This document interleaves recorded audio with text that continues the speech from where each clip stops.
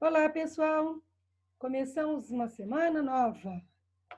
Sexto ano, livro 7. Hoje nós vamos começar o livro 7. Hoje é dia 10 de agosto e estamos começando o livro 7.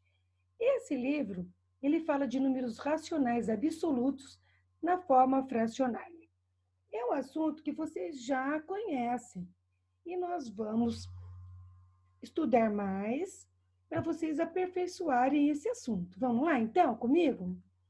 Lá na página 68, para quem já tem o livro, os números racionais absolutos na forma fracionária. As medidas, de maneira geral, são dadas em números que não são naturais, mas escritos de uma forma de número decimal ou fração. Afinal, nem sempre temos medidas inteiras para certa unidade, seja de comprimento, seja de massa, volume ou outras. Em nosso dia a dia, é muito comum repartirmos algo em partes iguais, desde uma fruta, passando pela formação de grupos em sua turma. Muitas são as situações em que essas divisões são feitas. Então, vou falar um pouquinho. Ao longo da nossa história, as primeiras ideias que o ser humano teve sobre números foram muito provavelmente no sentido de contar elementos de uma coleção. Após essa situação inicial de contagem de elementos, passamos a construir coisas, como pequenas habitações ou ferramentas, além de demarcar territórios. Ocorre que para o ato de medir algo é necessário fazer comparações. E de uma forma ou de outra, começamos a nos deparar com medidas que não são inteiras para certa unidade escolhida. Claro que não, gente. Como é que a gente vai fazer? Vou contar um pouquinho da história que tem aqui, ó. Em civilizações muito antigas, como a dos egípcios, o problema encontrado em medir comprimentos sem uso de números naturais para indicar essas medidas começou a tornar-se relativamente comum. O que aconteceu? Sentiram a necessidade de criar uma escrita de números que não representam quantidades inteiras. Nas partes dessas quantidades inteiras, como já mostramos nos primeiros capítulos, o que aconteceu? Fazemos uso de frações e números decimais para indicar partes de números, mas não foi sempre assim. Há relatos de que o nosso sistema de numeração decimal, o indo-arábico, foi criado entre o século 8 e 10 depois de Cristo, ou seja, muito depois do início das civilizações antigas, como a egípcia, que viveu mais de 3.000 anos antes do século 10. Se não existiam os números como os conhecemos, também não existiam frações ou decimais. Dessa forma, poucos registros escritos foram preservados ou descobertos. Um dos mais famosos registros é o papiro chamado Papiro de Hind. Ele recebeu esse nome em homenagem ao escocês A. H. Hind, que em 1858 ele adquiriu tal papiro no Egito. É um texto escrito por... O que é um papiro? Papiro é um texto escrito por um egípcio chamado Hermes, em cerca de 1650 a.C. Há indícios de que seja uma tradução de outro texto que continha 85 problemas e desafios matemáticos. Muitos desses problemas se baseavam em quantidades menores que o inteiro. Ao longo de vários séculos que se seguiram, muitas foram as tentativas de escrever em números que não fossem inteiros, até que surgiram as frações e, mais recentemente, os decimais. Mas será que já acabou? Será que não existirá nenhuma outra forma de se escrever em partes de um todo, sem que seja com fração decimal? Bom, isso, pessoal, só o tempo nos dirá. O que se sabe é que o nosso momento de existência são números muito práticos que têm nos servido muito bem. Esse aqui é um papiro de Hind, é um trecho, né, do papiro de Hind, e ele mostra aqui triângulos, ele tem toda a escrita dele aqui, e ele vai contabilizando todas essas novas informações. Para se entender melhor isso, era importante que nós entendêssemos como é que se escreve essa escrita que está aqui, né? A gente pode ver assim mais para frente, você vai poder definir algumas coisas, umas relações métricas entre triângulos, porém, nada se pode afirmar. Eu não sei ler o que está escrito aqui. Bom, pessoal, então, acredita-se também que as frações, elas começaram, né, realmente com os egípcios. Por quê? O que ele acontecia aqui? Eles aconteciam assim, ó. Vou falar uma coisa, contar um pouquinho de história para vocês. Aqui tem o Rio Nilo, tá? E aí o que aconteceu? Eles começaram a fazer divisões em terras aqui, tá? E acontece que uma vez por ano, o Rio Nilo, ele tem chove tanto lá, chove tanto que ele transborda. Ele transborda. E o que acontecia com essas terras? Elas iam diminuindo. E eles não sabiam disso no início. E aí o que acontecia? Podia ir um pouco mais, um pouco menos. E para fazer as divisões, depois eles tinham que remarcar. E aí eles só conheciam até então os números inteiros. E é a partir daqui que se começa a conhecer as frações. Por exemplo, 3,5, três partes inteiras e mais metadinha. E aqui eles começam a desenvolver o estudo da fração. As frações surgiram após a criação, né, do sistema indo-arábico. A fração pode ser usada para indicar parte ou pedaço de um inteiro que foi repartido em partes iguais. Por exemplo, aqui eu tenho um exemplo para você. Eu tenho essa parte aqui, que foi dividida em 1, 2, 3, 4, 5, 6 pedacinhos.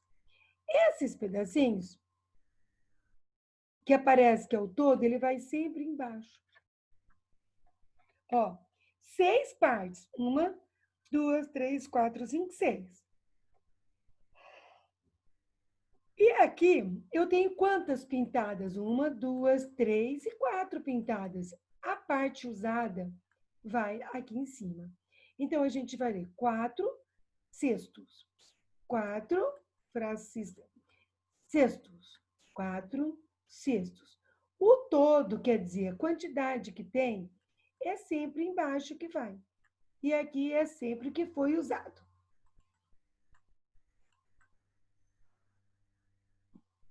Muito bem, vamos mostrar aqui mais outros exemplos.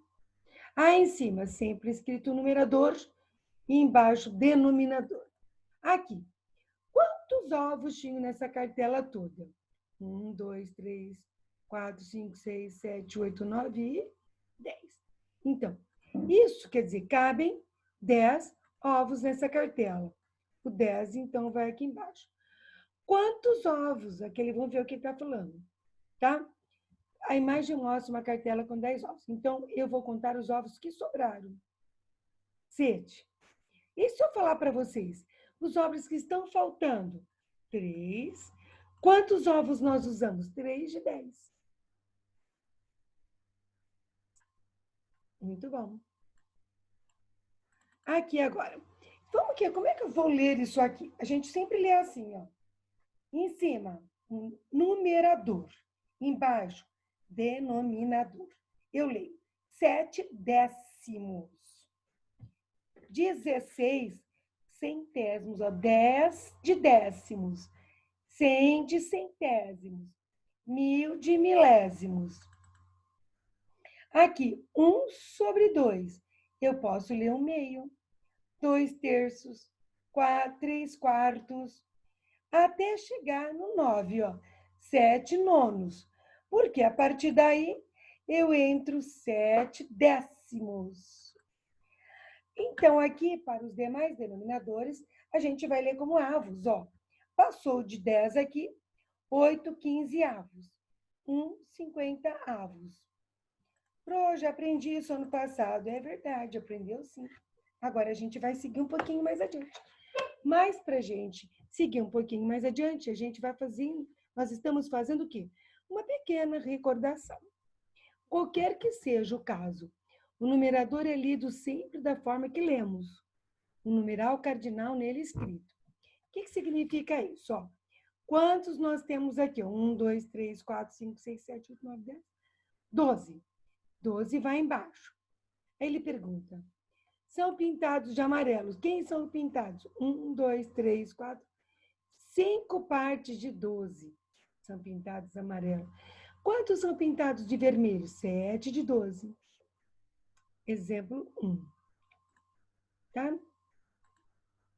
Em uma semana, 3 dias correspondem a 3 sétimos. Por quê? Eu tenho 3 dias de uma semana tem 7 dias. Isso aqui também é um assunto que você já conhece, já viu. E é bem legal isso aqui. Vamos falar de fração própria, imprópria e aparente. Falei bem legal e esqueci de dizer que também é bem fácil. Então, vamos entender direitinho quando uma fração é própria, quando ela é imprópria e quando ela é aparente. Muito bacaninho isso aqui também. Aqui, na figura, mostra um tablete. Eu tenho, então, aqui, ó, quantos pedaços eu tinha aqui? Embaixo vai 4. Quantos pedaços ele comeu? 1. Tá vendo essa fração aqui em cima, aqui, ó, é menor do que embaixo? Aqui não é maior, ó. Toda vez que uma fração for desse jeito, maior e menor, eu chamo de fração própria. O que é uma fração própria? É uma fração que apresenta o numerador, é o que está aqui em cima, menor que o denominador. Isto é, representa frações menores que uma unidade.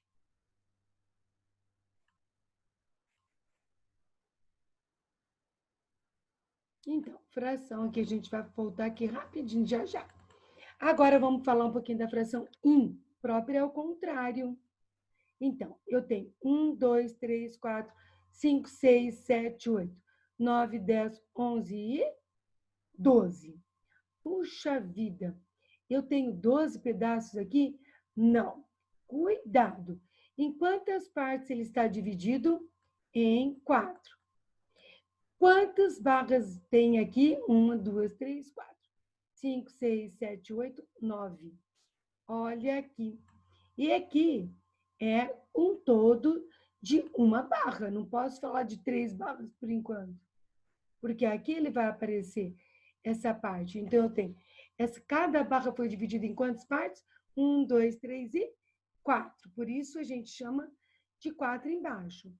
Quantas ainda tem? 1, 2, 3, 4, 5, 6, 7, 8 e 9. Quando a gente conta, a gente põe em cima. 9 sobre 4. O que aconteceu? Aqui é maior e aqui menor. Então, fração própria, vamos voltar. É quando em cima for menor que o de baixo. Fração imprópria é quando o numerador, que é a parte de cima, for maior do que o denominador, que é a parte de baixo. Vamos falar agora da fração aparente. Fração aparente é bem engraçada, porque ela é assim, ó. A aparente, ela parece que é, mas ela não é. Aqui, ó. 1, 2, 3, 4. Então, a gente vem aqui, põe 4 embaixo. Não é? Porque cada barra foi dividida em 4 partes. Quantos tem aqui ainda? 2, 4, 6, 8, 10 e 12. Põe ele aqui. Porém, se você dividir o de cima pelo de baixo, você vai encontrar o número inteiro. É por isso que ela é chamada de fração aparente. Ela parece que é uma fração, mas ela não é, porque o numerador dá certinho para dividir pelo denominador.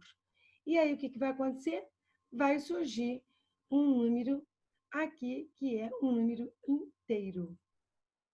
Vamos fazer um resumão aqui, ó. O que é uma fração própria? Numerador menor que o denominador. Olha aqui. representa partes menores de uma unidade. Tá? Então, tem 1, 2, 3 pedacinhos. Põe embaixo. Quantos foram pintados? 2. Quantos pedacinhos tem isso aqui? 6. Quantos foram pintados? 3. E assim por diante.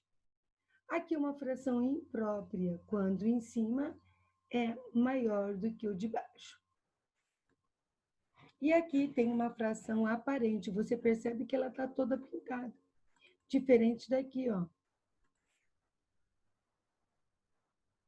Quantas partes tem cada barra? 6. Quantas partes foram tomadas? 12. Tudo bem? Coisas novas? Não, não é. Aqui fica a tarefa para vocês. Livro 7, só 2 páginas, página 88 e 89.